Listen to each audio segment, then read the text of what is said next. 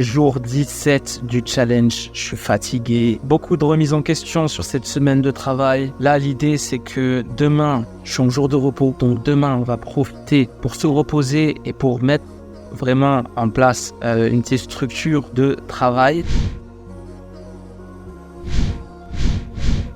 Là, l'idée, c'était que je vais essayer de dormir, mais je suis pris d'insomnie ces derniers temps. Donc, l'idée, c'est d'essayer de se reposer, prendre peut-être une infusion à la camomille ou un truc chelou pour que mon cerveau puisse se reposer enfin. Parce qu'à force d'être trop stimulé, derrière le soir, j'arrive plus à dormir. Cette semaine, en tout cas, j'ai compris un truc. J'ai l'impression que j'ai un peu sous-estimé toute l'énergie et le temps qu'un CDI à temps plein allait me prendre. En fait, ça me prend beaucoup de temps. J'ai signé à 35 heures, mais il faut savoir que cette semaine, je suis à quasiment 42 heures et ça me puise énormément d'énergie. Je pensais vraiment dans ma tête que l'énergie, j'allais en avoir encore et que je pouvais gérer ça, mais finalement, tout compte fait, ça me puise énormément d'énergie. Et je me retrouve avec les heures restantes, qui ne représentent pas beaucoup, mais je me retrouve à me reposer en fait, pour récupérer. Donc c'est pas évident, sachant que je passe à peu près 8 heures, 8h30, on va dire au travail, ok. Sachant que j'ai une journée, on va dire de 12 heures. Mais vu que je dors pas 10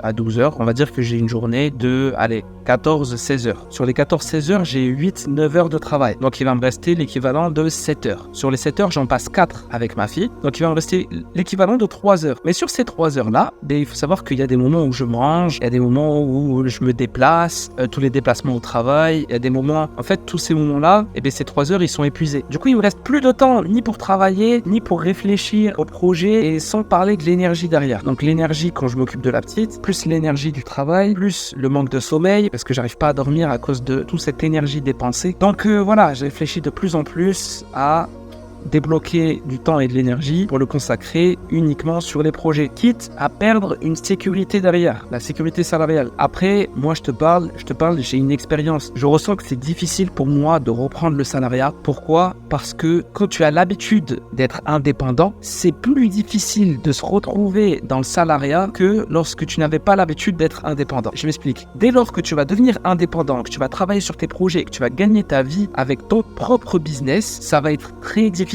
pour toi de retourner en arrière là où tu étais avant, c'est-à-dire au salariat. Ça va être très difficile pour toi de gérer un emploi du temps qui ne t'appartient pas en fait. C'est un emploi du temps que l'autre a fait pour toi. Donc ça va être très difficile de gérer ça. Ça va être très difficile aussi de gérer ton énergie, parce que c'est une énergie que moi je préfère réinvestir dans mes projets plutôt que l'investir dans le projet de quelqu'un d'autre. Et ça, quand tu sors de l'indépendance pour retourner dans le salariat, c'est très difficile. Là, d'autant plus, je suis manager dans ce restaurant, donc j'ai des responsabilités. J'ai les responsabilités de tout ce qui est température, les responsabilités de tout ce qui est équipier sur place, les responsabilités de tout ce qui est DLC. DLC, donc c'est la date de péremption des denrées alimentaires. Et il y a des règles très strictes par rapport à ça, et je dois avoir l'œil partout. Et en fait, je fais beaucoup de failles.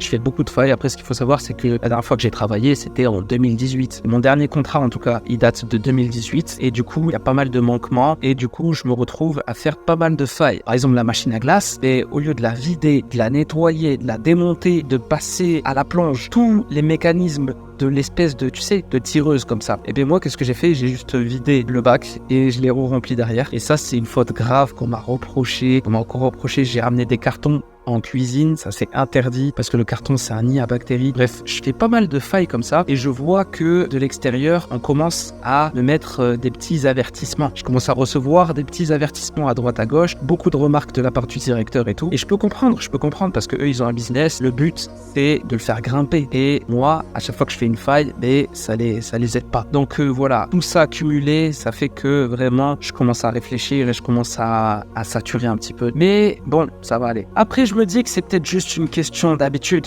Je vais laisser passer 1 semaine, 2 semaines, 3 semaines, 1 mois et après, je serai à l'aise. Je serai totalement à l'aise. Et en fait, ces premiers jours, c'est peut-être juste une manière de prendre ses marques. Mais je te cache pas que le fait d'avoir eu auparavant sa liberté temporelle et sa liberté géographique, ça n'aide pas non plus. C'est très difficile de passer de liberté géographique à salariat, quoi. Bref, on se retrouve ce soir pour le débrief et on va voir ce que cette journée d'aujourd'hui va donner. En attendant, voilà, demain, c'est un jour de repos. On se retrouve ce soir pour le débrief. Ciao. Bon les frérots, aujourd'hui, fin de journée, il fait frais. je suis sorti pour prendre l'air et pour marcher. Donc là, je suis parti en ville, histoire de marcher et prendre l'air. Il est à peu près 2h du matin, j'arrive pas à dormir, je pense à beaucoup trop de choses. Et quand j'arrive pas à dormir, je sors et je marche. Et ça fait du bien. Moi, ça me fait du bien. Toi, il faut que tu trouves pas un truc qui te fait du bien. Le truc qui va te faire du bien, le truc qui va te déclencher, en fait, qui va te faire plaisir. Faites-vous du bien. Il y a toujours un truc qui te fait évader un petit peu. Moi, c'est marcher dans la rue la nuit. Toi, c'est autre chose. Moi, c'est marcher dans la rue la nuit. Donc, essaie de trouver ton truc qui te fait un peu évader, qui te fait un petit peu remettre les pieds sur terre. Et demain, ce sera une autre journée. On est reparti, tu vois. Allez, ciao. À demain.